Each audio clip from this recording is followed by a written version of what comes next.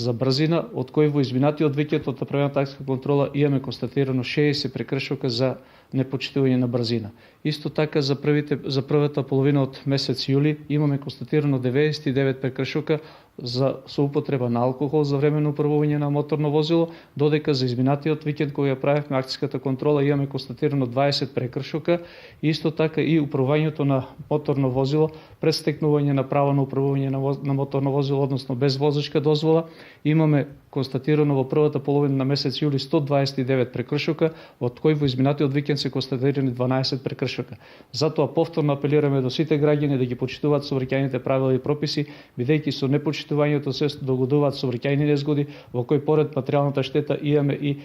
жртви или телесни повредени. Така во првата половина на месец јули се има догодено 36 сообраќајни незгоди, од кои со телесна повреда се 16 телесно повредени лица, додека тешко телесно повредени се 3 лица.